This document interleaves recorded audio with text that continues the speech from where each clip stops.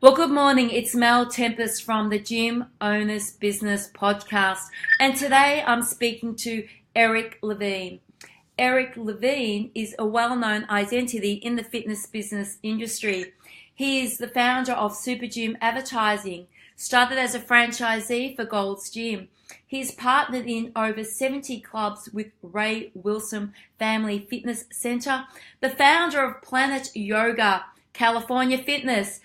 He also is involved in New Evolution Ventures and is now currently working with Manny Paquio on HIIT Box Boutiques. Good morning, Eric. Good morning, Mel. Thank you so much for joining me on the show today. My pleasure. Now, Eric, before we get started, I was having a look at your website, and one of the quotes that actually I just resonated with it quite deeply was from Bob Dobson. He said that Eric is the most experienced and trustworthy global fitness professional in the world. And the word that stuck out the most with me was trustworthy, because that is something that is so important in the fitness business industry. You've had such a colourful career up until now, and I know that you're back on the circuit, you're doing masterclasses, and you're offering your services as a consultant to many business professionals throughout the world. What I would love to ask you is, you're considered the founder of Fitness in Asia. What's some of the experiences that you can share with us in the very, very early days of setting up business in Asia? Wow, well, that's a great opening, to tell you the truth, Mel, so thank you. You're welcome. Well, I had never even been to Asia, and my partner, Ray Wilson, who was about almost 80 years old at the time, this is 23 years ago, he mentioned that he loved Asia, and we went out to scope it out and see what we were going to do. Originally, his plan was to open up in the Philippines at a low-cost market. But we went to Hong Kong, and having jet lag, I walked around the whole place and saw how elegant everybody looked. And they all had designer brands, and the Hermes, and the Chanels, and everything. But they didn't have any fitness centers. It was just a big gap. And, they didn't have Diet Coke. They didn't have MTV. There was more holes in the salt than in the pepper. So they hadn't made the consciousness flip yet. And I wanted to get started there at a high-end brand. And with all my advisors, they all told me, well, the Chinese will never work out. The Chinese women won't work out with a man. They certainly won't sweat in front of a man. And so many barriers. The longest lease you could get in Hong Kong at the time, believe it or not, was a yearly, 1 year. So you go ahead and put $2 or $3 million into it, then you have to move. So there's all these different challenges. But as I tell in my speeches or in my master class, I had already visualized everything to infinite detail. I smelt what it's going to smell like. I visualized all the Hong Kong people, whether the expats or Chinese, having a blast, women and men meeting each other. I had already visualized a 4-story, all-glass, 40,000 square foot building. I had already visualized it, and with total detail, and I was there. And it's never failed me. So I just kept going, and I didn't have any friends, I didn't have any contacts, and I saw the sign literally be put up on this building saying for rent, for lease. And it was exactly the same building I had pictured. 40,000 square feet, ground floor entrance, all glass, in the heart of Hong Kong. And from then, the challenges were, it was $250,000 a month rent, which per month, which was what we would pay in a year back in California. He wanted 6-month deposit, that's $1.5 million. With everybody telling me no one's going to come. But I jumped full steam in, and he accepted when I came up with the 6-month deposit. He thought, well, maybe this kid can do something. And to tell you the truth, we pre-sold 3,500 members, And we took in almost $3 million in pre-sale in 8 weeks. And then I did this promotion that I love to do called Blast from the Past. On our opening weekend, we took in another $600,000 US on Friday, Saturday, and Sunday. 90 days after I had Governor Patton cut the ribbon, we had paid off a $4.5 million investment, all in US dollars. I mean, that's incredible, Eric. I mean, Yeah. that's a story that club owners can only really wish for, really, isn't it? Doesn't happen all the time. It does not happen all the time. No, But can I just ask you a question? To pre-sell 3,500 memberships, what did you do to make that happen? Because I know that that's what everybody's asking right now. Can I tell you a cute little story? Do. I'm 5 years old. I'm in Canada. And my mother's sister says, she was a real estate agent. She says, I've already sold out the building. Would you like to come and see?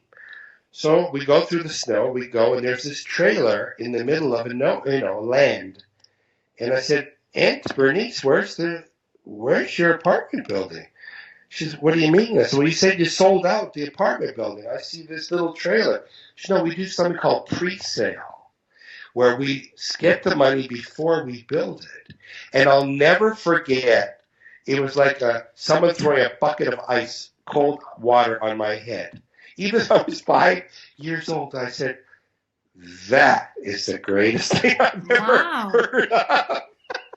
So is that what set you off? Like, Eric, where did your passion for fitness start? Was it as a child or a teenager? My father was a bodybuilder. We lived in a not a Jewish community, but we were friends with Ben and Joe Weider. They went to the same synagogue, and my dad was a bodybuilder with them, and my father was on the Canadian national volleyball team. At the same time, he was on the Canadian national water polo team. So exercise, vitamins, good healthy eating, that was all part of my childhood. So I grew up with that. So can I ask you, what made Eric want to open up his very first gym? Well, I was in a company called Vic Tanny's in 1971. I was 16 years old. And my entire training in the of my entire fitness career was, they asked me if I had running shoes. And when I said I had running shoes, they said, you're hired. That was my training. So from the very first day I took my first tour, I realized it wasn't about the swimming pool we had or the whirlpool. It was what they wanted. So I was a good listener, and I believed in it so much that after a couple of days, the manager said to me, why are all of your guests signing up for memberships? What are you doing? And I said, well, I'm listening to what they want. I'm showing them how we can achieve what they want with the passion that I know I can do it with them. Within a month, now get this, I'm 16, I became a manager. And I was making 5,000 Canadian dollars a month. Now, to give you an idea of what that would get me at that age, a brand new Corvette Stingray was $5,000 a month. Wow. So, there you go. If that couldn't motivate a 16-year-old kid, I was making more money than lawyers, doctors, whatever. And having the greatest time working Monday, Wednesday, Friday, and half Sunday because women and men didn't work out together. So working half time, making $5,000 a month, getting to work out, seeing these people improve, making friends, it was me. It was my DNA. I was right in the perfect spot. And I say this really, Mel, I would have done that job for free. Yeah. I was so excited about everything I saw that I was hooked. I was making people healthy and happy, and I'm getting the juice up from it. I'm getting the great feeling about it. And, of course, the money, I mean, that was, my father said, well, how much are you making having fun? When I told him $5,000 a month, my good Jewish father said, okay, that's fine. That's okay. Yeah, that's okay. That's okay. Yeah, that's okay. And that was it. And to tell you, you want to know what I left it for? And I learned so much from this company about marketing and serving people. I left, and by the time I left, it was a year later. I left, and I was making about $6,000, maybe a little bit more than that a month. I left it to go work for Club Med for $60 a month. Wow. Now, picture your son coming to you, say, Dad, I'm leaving my $6,000-$7,000 a month job to go to Martinique to work for Club Med. And naturally, his first question was, well, how much are they paying you? Thinking 7,000 plus at least. And when I told him $60 a month, he just looked at me. He didn't move or say anything. He said, how much are they paying you a month? He repeated the same question. And I repeated the same, $60 a month. And again, he had no reaction. It was too crazy, too overwhelming for him to accept that his son is going from $7,000 a month to $60 a month. And he just left the room without a comment. Like, I'd either given him an aneurysm, a stroke, or dementia. It was just impossible. But I left the fitness business to go to Club Med for 3 years. And I learned everything I needed to know about passion, marketing, good feeling. It's about the experience you get. It's not about the hotel itself. I mean, the rooms were mediocre. The food was fun the first day, not so much. The sports were, we got together, we did our own baseball game with, gloves from 19 Forgotten. But we were sold out and overbooked every week. The experience that these people had, they would have paid 10 times for that. And I learned the magic of Club Med. And I put that into my companies. And if someone said, so what do you do different? I say, I Club Med it. It's the experience that you get. It's the wow experience. And that's got to be the brand from your supplier right through CEO in every category. And I learned that way. And then after that, one of the head people in the company, Club Med, said, Eric, you spend one more season and you can't leave. You've got 1 foot in Never Never Land, and 1 foot maybe you can go back to reality. And I took his advice, and I ended up in Venice Beach, California, where he said was the halfway house between reality and non-reality. And I walked into Gold's Gym, and I was 145 pounds because that was the look, French G-string bathing suits and that type of look. Okay. And I looked it was like I opened up the door to Jurassic Park. I mean, monsters. They were monsters. I could hide behind their calf muscle. Wow. It was like I had entered into a fourth dimension. And it was so exciting, and I became a member there. Maybe I'm getting a little ahead of myself, but it's a good story. But no, again, Eric, keep tell. I really want to hear about the Gold's journey. Okay, so here's a kind of a funny story. So it was just men and the toughest women you've ever seen. And a couple days into it, a very pretty girl came, and I was standing by the front desk. And she said to me, she says, can I get trained here? And I looked behind me to see if she was talking to someone else, and she wasn't. And I said, well, do you see the type of girls that are here? I mean, the Hells Angels are afraid of them. And she laughed, and she said, well, I have a Playboy shoot, and I think you guys would get me in good shape. And it was an epiphany. And I said, well, wait a minute, to myself.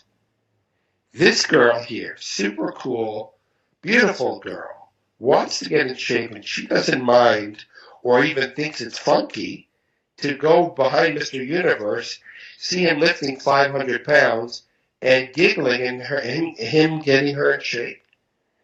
And that was it. Mel, I went to see how much money I had. I was a stripper at the time. And that's another story. That's another story for another podcast. Another podcast, people. We're not going there. Right. And I said to the owner of Gold's Gym, and I'm going to change his name because the story's a bit weird. That's okay. I said, Jim, I want to buy your name. And he looked at me and he said, what do you want to buy Jim for? And I said, not Jim. I want to buy the logo, Gold's Gym. I want to buy the brand. Well, he said, we already have a gym here. I said, no, I want to buy it for Canada. You know, the big country north of here. Obviously, he wasn't the most traveled person. And he said, well, you're going to pay me for that? And I said, yes. And it was kind of, I think, like the Indians selling, their country for, a little bit of money. I said, I'll give you $2,500 for the first license of Gold's Gym. He looked at me and he said, well, how long till you get me that money? I said, I'll go get it right now. I was prepared to pay him $10,000 to tell you the truth. Yeah. Had he said, you mean you want to buy the logo and everything? I would have said $10,000. But when he said Jim, I cut my price to $2,500 because he said that, and I bought the first Gold's Gym license for $2,500. That's incredible. You wouldn't be able to do that now. Of course not, and opened up in Toronto, and my first year I sold $500,000 of T-shirts. And that the common theme that I'm picking up whilst I'm listening to you, Eric, is every venture that you speak about comes with an experience. Yes, the experience at Club Med, your experience as a child, learning about pre-selling, and then, you're at Gold's Gym, a lady comes in, she wants to be trained at Gold's Gym, and you can foresee the future. But obviously, what's really, really important to you is to be giving people a great experience, but you do that by listening to what they want, because obviously you listened to that Playboy girl when she walked into the club. She said she wanted to train there, and you didn't push her away and say, well, this is not the place for you. You opened up the doors and you brought her forward. I have to ask you your opinion on this. And obviously this is something that you're very passionate about because you've been in business for such a long time. How important is experience for club owners to integrate into their clubs? And my second part of the question is, do you think club owners really understand what the experience is and how to give it to their members? Well, those are both profound questions and very important questions. I'll go backwards and say many years ago, perhaps you would split it between the hobbyists that love to work out and then the business people that were in it for the money. Today, mostly, it depends on the countries, because many countries in Europe, what the owners will do, they'll hire a CEO that has competency, and they'll let them run their companies. I'm talking about clubs, chains that have 100, 200, 300 clubs. Today, what I find, especially in America, the club owners, they are passionate about their brand. They work out in their brand, and they're very part of it. I've seen it go through the years, different phases, but today I'm comfortable saying certainly in North America, the owners are part of the brand. Australia, as I mentioned to you earlier, Selena and Luch, who are my partners, they own Crunch and UFC. They started with me 20 years ago. You can't get more passionate people about their brand. In Asia, I've seen it in a different way, where it's a business group hiring people, and the business group is looking at a return. So if you're not, a global, huge company, you better know your product. You better have decided on what your branding is. You better understand exactly like you said, what are the customer's needs? Like we were talking about before we started the podcast. It's not about you having, you wanting to have gold handles in your bathroom. You could have that in your bathroom in your house. But if your ideal customer, your avatar, wants blue handles, you get blue handles and do whatever you want in your house. We often make the mistake of thinking our customers like into what we want because we get caught up. Our egos are at play. Our brand is this, and we think we're the brand. And we are to a large extent. You've got to listen, understand what your ideal customer wants, and that is the benchmark. That's ground zero. Closest you can come to that, the more successful you're going to end up. Yeah, I always say to my group fitness instructors and even, the personal trainers that you're only as good as your last class or your last client. And I feel in business, you're only as good as your last business day. You can't assume that because you have a great February that you're the greatest business in your area. I think there's always room for improvement, and we should use the past week or the past month as a way of saying, okay, I need to be better than what I was in January or better than what I was in February. And I don't necessarily mean in terms of turnover, but, offer the consumer a better experience. And I think that this is missing in a lot of businesses today. I feel that a lot of people are just going out and opening up gyms because the fitness industry is perceived at the moment as the go-to trend. There's a lot of money to be made there. So let's just all go open boutiques and gyms and make a whole lot of money and retire. But they forget the reason or the purpose of why we have gyms. You're 100% right. This is not an easy business. Let me be clear. There can't be a more difficult business if you don't, I cleaned out whirlpools. I know what's in the filters. I'm never going in a public whirlpool. I got locked in a chlorine room on my very first day, nearly died. I went through it all. I've been through closeouts where nobody showed up. I heard in Toronto, and I got 6 clubs. On the radio, the morning when the Canadian government says, we're not allowing term memberships, it's month-to-month effective immediately. We were selling 3-year memberships. AutoPay had just started. Now you go from the 36 months paid up front, where your average, let's say, buy is $500, down to $40, because they only allowed you to put down 1 month as a joining fee and 1 month prepaid. So you get maybe whatever your monthly was, $80. You tell any customer, any company, anywhere, your customer buy-in is going to be diminished by 85% today, forever, without any warning. I've been through that. I've been through so many different challenges, and they all made me better. People say to me, why do you think today I should hire you as a consultant? And I say 2 things. Number 1, I didn't learn it from a book. I learned it by doing it. And number 2, I made more mistakes than anybody. I made more mistakes than anybody in this business. And I'm going to make sure if you're my client, you're not going to do that. Yeah. And you cannot get that from a book. You cannot get that as a hobbyist. There's no way.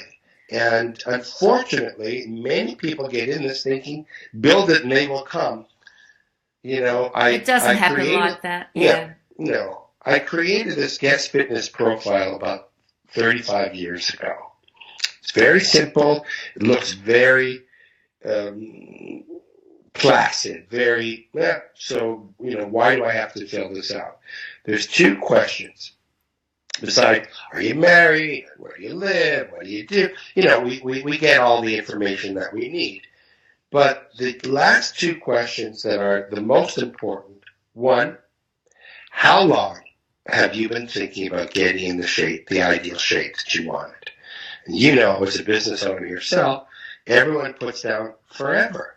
Yeah. I've always wanted to be in the best shape. Everyone puts down forever. And here's the $1 million question. Mel, I see that you've been wanting to do this forever. And to tell you the truth, Mel, everybody upstairs in the club, they all said the same thing. But Mel, you're sitting here right in front of me today, right at this moment. What was that final tipping point that said, today, I take control of my life. Today, I'm starting. Today, I make it happen. Mel, what was that? And I teach all my team to be sincere, to listen, put the pen down, cross your legs, look at them in their eyes with all your sincerity, and don't say a word until they talk. And when they talk, and you built up the proper rapport throughout the questionnaire and through your tour, I've heard the most profound answers, some that made me cry.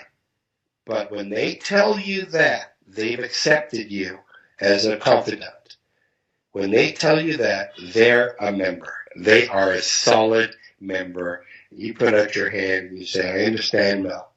I've heard that before, believe it or not. You've come to the right place. Welcome to the club. And you shake their hand and you say, let's get started. You don't only have a new customer. You've made a friend. You've made a confidant. And that's how it has to start. Giving them and listening to exactly what they need from their deepest insides. And it's no different than a doctor. You're here because you need this or you need that. And I will, together with you, we will change that disease into ease and make you a healthy, happy, and better person. But if I don't get that from you, I'm throwing darts at a wall. I don't know really what I'm doing. And that's what this business is all about. And it hasn't changed. My questionnaire, my guest fitness profile hasn't changed in, I don't want to say, but 40 years. It's the same thing. The equipment changes, the technique changes, the colors change, the sizes change, boxing's in, yoga's in, blah, blah, blah, blah, blah. What doesn't change is giving your customer exactly what they want and exactly what they need. My son wants me to cut him Caesar salad. We won't be long, I promise. 5 minutes, sweetheart. I won't keep Dad too much longer, and you'll have your Caesar salad. So back to my story. It hasn't changed, Mel, and it's never going to change. It's giving them, your clients, that respect, and it is respect. It's giving them the respect to listen to their real core needs, what they want, and when you give them more than that they expected, they stay with you because you're not a sale. You're a part of the framework of you're part of the DNA of the brand. And when they go out and they talk about it, hey, that's all social media. That's how it started. We listen to what our friends say. We don't listen to, advertising anymore. It hasn't changed in 40 years, and it's never going to change. And I agree with you so wholeheartedly, Eric. I mean, our club, and I always refer to our club in podcasts because I am a gym owner at the end of the day. And it's so important to respect the member, to show empathy towards, the reason that they're there, to listen to them. And I think if you get those three things happening, then the experience comes with it. And I think I don't think people, gym owners or new gym owners, deliberately don't do those things. I just don't think that they're taught that they're the most important attributes to a successful business. And I think it all comes back to education. And so that, just saying that part there about education, I've got two questions that I wanted to ask you before you go today, because we don't want, we need that Caesar salad cut. Is anybody that's seeking out a fitness business coach, And I have a lot of issues with this. There are so many fitness business coaches out there who have either never owned a gym or it's been 20 years since they've been in a gym. And they're selling their services to new boutique owners and to new gym owners. What's the best advice that you can give to a gym owner who is seeking out a fitness business coach? What are the things that they really need to look for? Great. They need someone who's walked the talk, who's done it, and who's gone through it and has a resume that, it's not all perfect. Like I said, my biggest value, I would say, equal to my successes in many, many different countries and different cultures, is my mistakes, the mistakes that I've made. And why? Because you're going to save a hell of a lot of money on my mistakes that I make because I'm not going to let you make them. So take it, look through what have they accomplished. I mean, if I wanted biceps, I want Arnold Schwarzenegger to teach me how he got his biceps. I don't need someone with a PhD who's never lifted a weight or exercised a day in their life. That's not what I'm looking for. I want someone who's been through it, some success, some failures, prepared to do, talk about them all, and that's who I hire.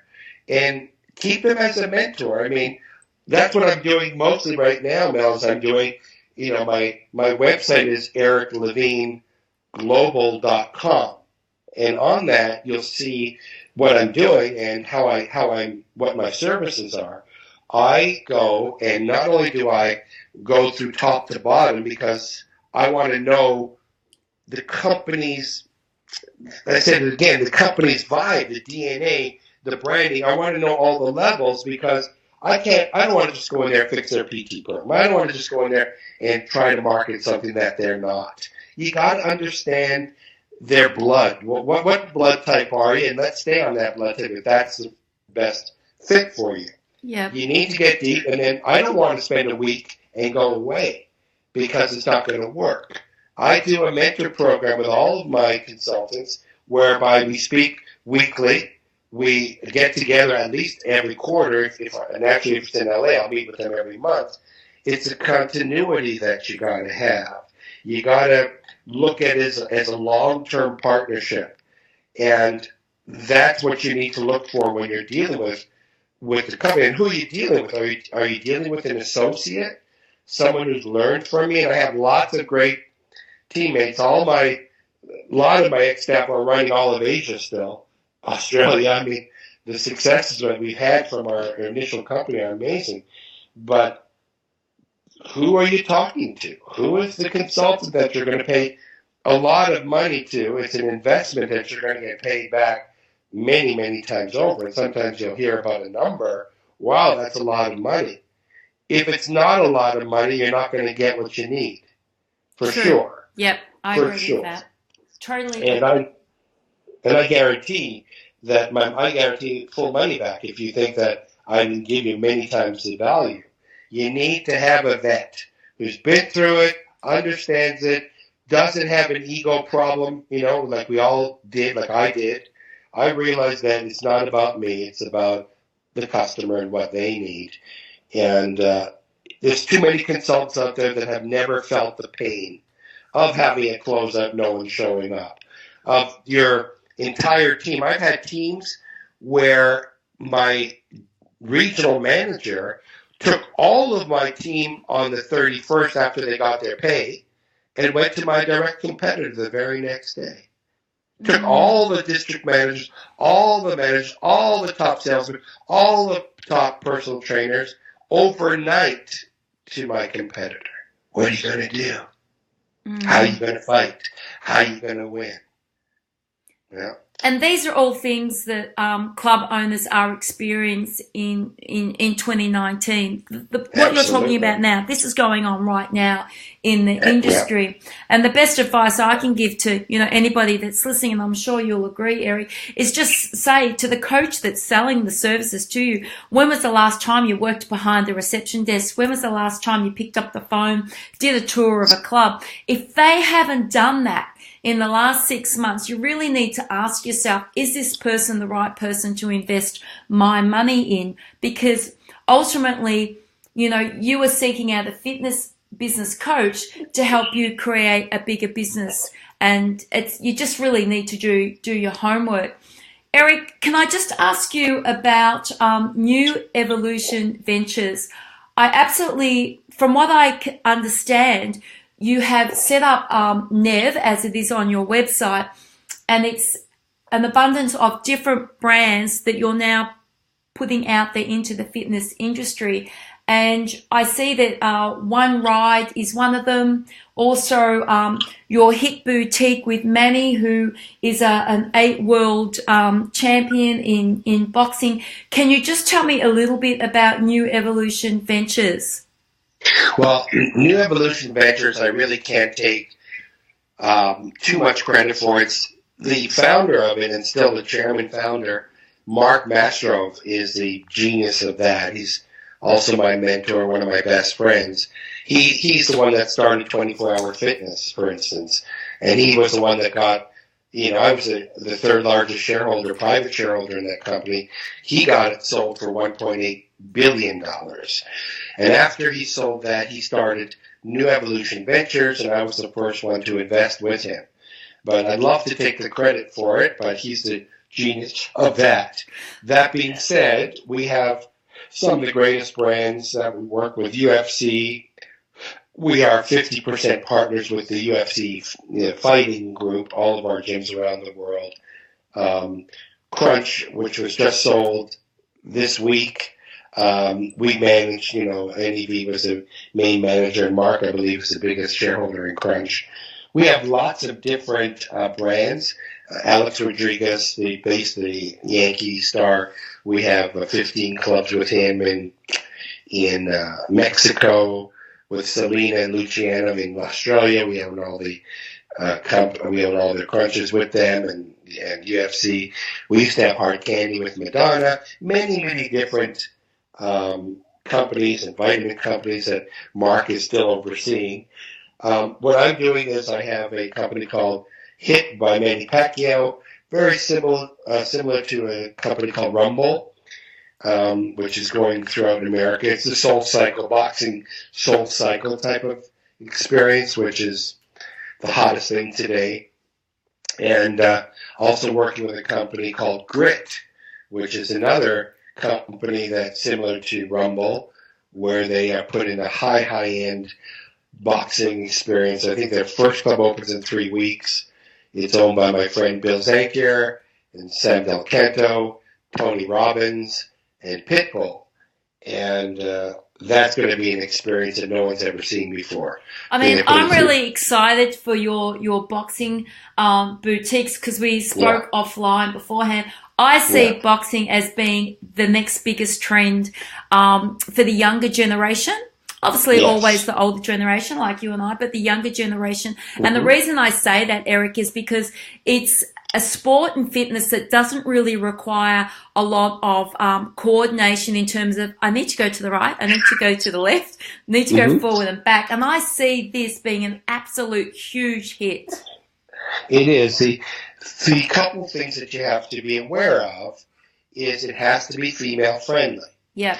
When we talk, when I consult with like a UFC licensee, I say, look, who's your market? It's not MMA fighters. Okay, there's 50 of those, but it's average people that want to get in shape and learn some skills. It's not a martial arts learning. Yes, we have Brazilian Jiu-Jitsu. Yes, we have boxing, but you've got to take the intimidation factor out. So the classes that are successful, the companies that are successful, like HIIT by Manny Pacquiao, Rumble, my friends, Grit, has no intimidation factor whatsoever. The trainers are uber friendly, sexy, exciting, young, and it's an 85% female market. So don't go show, people punching each other in the face in your ads. Just like Soul Cycle doesn't show Lance Armstrong or biking. It's not that. It's the experience you get. You have to know the market today. People want to know what to expect. They don't want to have intimidation. They don't want to walk through a free weight room to get to their boutique class. And they talk. They talk with each other. They form a religious cult almost. I mean, Soul Cycle is closest thing to a religious experience that the members that I've ever seen, and that's why they're so successful. And that's what you want to create. It's not about boxing. It's about the overall feeling in a understandable event. They know what's going to happen next. Non-intimidating. Most of all, fun and exciting. I mean, Eric, I would personally, for Mel, I would love to open up a franchise chain that was predominantly women, if not all women, that was just related to your HIIT boxing and, you know, to the other programs that we spoke about before we got online. I see there being an absolute massive market here in Australia for that. Let's get started. You got me. I'm there. Offline, we'll start it. I'm definitely there. How's that Caesar salad looking in the background? My son's awfully quiet. I was just thinking that. I was waiting for what's going on. He's awfully quiet. Yeah. Very quiet. So I would love to keep talking with you longer, but you know, kids do come first in business. But what I do want to say is that Eric has an incredible ebook that you can download from his website, and that's called The Secrets to Success. So if you missed his website address, it's Eric Levine, Levine, global.com. Eric comes with a massive amount of experience, and though he played down his role with New Evolution Ventures, I'd like to say that the founder of 24 Hour Fitness, Mark Mastrov, does quote on his website that Eric has done it all and he is the best of the best, and we've certainly heard that today on the podcast. Eric, before we go, is there anything that you would like to pass on to our listeners, or your best advice for anybody that's contemplating going out into the fitness business industry in 2020? Thank you, Mel. Yes, I would say that it has to be your life, because you're going to spend a lot of time on it, and you have to really believe in your product. If you don't do it. It's just too hard. It's too long. Find an easier business. But if you do believe in it, there's nothing better than our industry and our business. I'm blessed to have spent so many years in it and seen the results and the letters and thank yous. Yes, and I made a lot of money, but I'd have to say, again, even if I didn't make a lot of money, the people that have, the successes of the people that I've seen, you can't put a price on that. And that's got to be your first motivation, because it's difficult. There's lots of competition, but if you got the right mindset, go for it 100%. Have the passion. Thank you so much, Eric. I'd like to thank the guys that sponsored today's podcast and close friends of mine, the guys from iZone and the team at Evolt. Eric, I really thank you so much for your time today. Eric and I will be catching up in 2020 across at the Fit Summit with Ross Campbell and with X-Pro with Joanne and Edgar C. and the team. I don't doubt Eric and I will bump into each other in the States. We are going to talk offline at some stage about getting a new women's franchise happening here in Australia. But in the meantime, people, please do jump on the website, download The Secrets to Success, do book a call with Eric. He would be an absolutely fantastic fitness business consultant for your business. Thank you, Eric, for your time today. Oh, it's been my pleasure, Mel. Thank you very much. You're very welcome.